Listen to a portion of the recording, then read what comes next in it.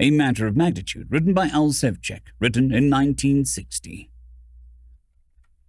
The ship, for reasons that had to do with the politics of appropriations, was named Senator Joseph L. Holloway, but the press and the public called her Big Joe. Her captain, Six-Star Admiral Heselton, thought of her as a great Big Joe, and never fully got over being awestruck at the size of his command. "She's a mighty ship, Rogers," he said proudly to the navigator, ignoring the latter's rather vacant stare and fixed smile. "More than a mile long, wider than hell." He waved his hands expansively. "She never touched down on Earth, you know. Never will. Too big for that. They built her on the moon. The cost? Well..." Swiveling in his chair, Heselton slowly surveyed the ship control room with a small, satisfied smile. The two pilots sitting far forward, almost hidden by their banks of instruments. The radar operator idly watched their scopes. The three flight engineers sitting intently at their enormous control consoles, and just behind the radio shack, its closed door undoubtedly hiding a game of cards. For weeks now, as Big Joe moved across the galaxy's uncharted fringe, the radio band had been completely dead, except, of course, for the usual star-static hissing and burbling in the background. Turning back again to his navigator, Heselton smiled modestly and noted that Big Joe was undisputably the largest, most powerful, most feared, and most effective spaceship in the known universe. As always, Rogers nodded in agreement. The fact that he'd heard it hundreds of times didn't make it any less true. Big Joe, armed with every weapon known to Terran technology, was literally the battleship to end all battleships. Ending battleships and battles was, in fact, her job, and she did it well. For the first time, the galaxy was at peace. With a relaxed sigh, Heselton leaned back to gaze at the stars and contemplate the vastness of the universe, compared to which even Big Joe was an insignificant dot. "Well," said Rogers, "time for another course check. He jumped back, barely avoiding a worried lieutenant who exploded upon them from the radio shack. "They signal, sir. Damn close. On the VHF band. Their transmission is completely overriding the background noise." He waved excitedly to someone in the radio shack, and an overhead speaker came to life, emitting a distinct clacking, grunting sound. "It's audio of some sort, sir, but there's lots more to the signal than that."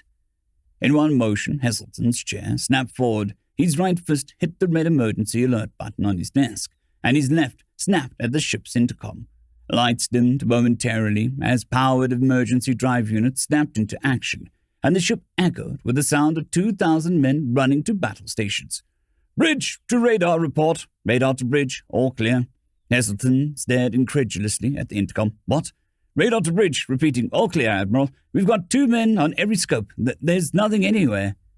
A new voice cut in from the speaker. "Radio track to bridge." Browning, Heselton answered. "Bridge. Come in, radio track. We're listening." "Sir," the crisp voice of the radio track section's commander had an excited tinge.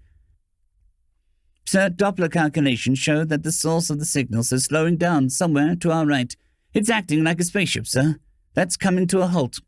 The Admiral locked eyes with Rogers for a second, then shrugged. "Slow the ship and circle right. Radio track, can you keep me posted on the object's position?" "No can do, sir. Doppler effect can't be used on a slow-moving source. It's still off to our right, but that's the best I can say." "Sir," another voice chimed in. "This is fire control. We've got our directional antennas on the thing. It's either directly right or directly left of the ship, matching speed with us exactly." "Either to the right or the left?" "That's the best we can do, sir, without radar help."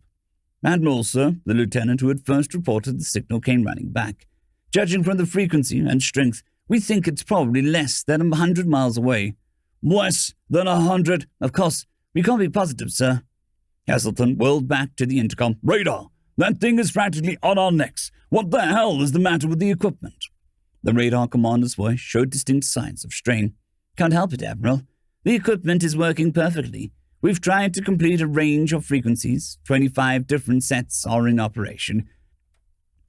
We're going blind, sir. There is absolutely nothing at all." For a moment, the bridge was silent, except for the clacking grunting from the overhead speakers, which, if anything, sounded louder than before. "It's TV, sir." The radio lieutenant came running in again. "We've unscrambled the image. Here."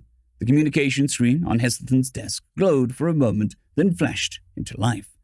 The figure was clearly alien, though startlingly humanoid, at least from the waist up, which was all that showed in the screen. A large mouth and slightly bulging eyes gave it a somewhat jovial, frog-like demeanor. Seated at a desk similar to Heselton's, wearing a gaudy uniform profusely strewed with a variety of insignia. It was obviously Heselton's counterpart, the commander of the alien vessel.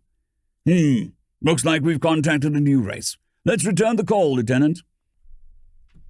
A tiny red light glowed beneath the miniature camera on Heselton's desk, and almost at once the alien's face registered obvious satisfaction. It waved a six-fingered hand in an unorthodox but friendly greetings. Heselton waved back. The alien then pointed to his mouth, made several clacking grunting sounds, and moved a hand on his desk. The scene switched to another alien standing in front of what looked like a blackboard, with a piece of chalk in his hand. The meaning was clear. Lieutenant, have the transmission switched to linguistics section. Maybe those guys can figure out some sort of language. The screen blanked out. Heselton leaned back tense, obviously worried. Astronomy. Professor, there's a ship right next door somewhere that should stand out like a King Kong in kindergarten. I know, Admiral. I've been listening to the intercom. Our optical equipment isn't designed for close-range work, but we've been doing the best we can. Tried everything from infrared to ultraviolet. If there is a ship out there, I'm afraid it's invisible. Beads of sweat sprinkled Heselton's forehead. This is bad, Rogers. Mighty bad. Nervously, he walked across to the right of the bridge and stood, hands clasped behind his back, staring blankly out at the blackness of the scattered stars. I know there is a ship out there, and I know that the ship simply can't be invisible, not to radar and optics. What makes you sure there is only one, sir? Heselton cracked his fists together. My God, Rogers, you're right. There might be. The intercom clanked. This is Fire Control again, sir. I think we got something on the radiation detectors. Good work. What did you find? Slight radioactivity, typical of interstellar drive mechanisms, somewhere off to our right. Can't tell exactly where, though. How far away is it? I don't know, sir. Heselton's hands dropped to his sides. Thanks, he said, for the help. His desk's TV flashed into life with a picture of a smiling alien commander. This is the linguistics section, Admiral. The aliens understand a fairly common galactic symbology. I believe we can translate simple messages for you now. Ask him where the hell he is. Heselton snapped without thinking, then instantly regretted it as the alien's face showed unmistakable surprise. The alien's smile grew into an almost unbelievable grin. He turned sideways to speak to someone out of sight of the camera and suddenly burst into a series of roaring cackles. He's laughing, sir, the translator commented unnecessarily. The joke was strictly with the aliens. Heselton's face whitened in quick realization. Rogers, they didn't know that we can't see them. Look, sir, the navigator pointed to the TV screen, and a brilliantly clear image of Big Joe shimmering against the galaxy, lit by millions of stars. Every missile port, even the military numerals along her nose, were clearly visible. They're rubbing it in, Rogers, showing us what we look like to them. Heselton's face was chalk. They could blast Big Joe apart piece by piece. The most powerful ship in the galaxy. Maybe, said Rogers, the second most powerful. Without answering, Heselton turned and looked out again at the empty space and millions of steady, unwinking stars. His mind formed an image of a huge, ethereal spaceship, missile ports open, weapons aimed directly at Big Joe. The speaker interrupted his nightmare. This is Fire Controls, Admiral. With your permission, I'll scatter a few C-bombs. Heselton leapt for the microphone. Are you out of your mind? We haven't the slightest idea of the forces the sky has. We might be in the center of a whole blooming fleet. Never think of that. The alien's face still smirked and appeared again on the screen. He says, said the interpreter, that he finds the presence of our armed ship very annoying. Heselton knew what he had to do. Tell him, he said, swallowing hard, that we apologize. This part of the galaxy is strange to us. He says he is contemplating blasting us out of the sky. Heselton said nothing, but he longed to reach out and throttle the grinning alien face. However, the interpreter continued, he will let us go safely if we leave immediately. He says to send an unarmed diplomatic vessel next time, and maybe his people will talk to us. Thank him for his kindness. Heselton's jaws clenched so tightly they ached. He says, said the interpreter, to get the hell out. The grinning face snapped off screen, but the cackling laughter continued to reverberate in the control room, until the radio shack finally turned off the receiver. "Reverse course," the Admiral ordered quietly. "Maximum drive." 1,000 missile launchers designed to designate solar systems were deactivated. Hundreds of gyros swung a mile-long ship end over end and stabilized her in a reverse course. Drive units, big enough to power several major cities, whined into operation. Anti-grav generators, with the strength to shift small planets, counterbalanced with the external acceleration, and the ship moved away with a speed approaching that of light. "Well," muttered Heselton, "that's the very first time Big Joe's ever had to retreat." As if it was his own personal failure, he walked slowly across the control room and down the corridor towards his cabin. "Admiral," Lostred thought. Heselton barely heard the call. "Admiral, look!"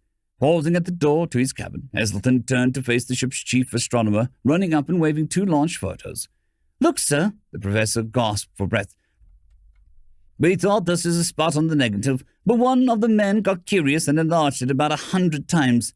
He held up one of the photos. It showed a small, fuzzy, but unmistakable spaceship. "No wonder we couldn't spot it with our instruments." Heselton snatched it out of his hand. "I see what you mean. The ship must have been thousands of miles." The professor shook his head. "No, sir. As a matter of fact, it was quite close by. But we figured the total length of the alien ship was roughly an inch and a half." End of story. I'd quickly like to thank the T5 peeps: Cold War Boomerwaffen, Severin Cerberus, Bushmaster 177, Henry the Red, Caspar Arnholtz, Cold War Boomerwaffen, Elijah Silvercross, Dragzoon WRE, and Severin Cerberus. Thank you very much.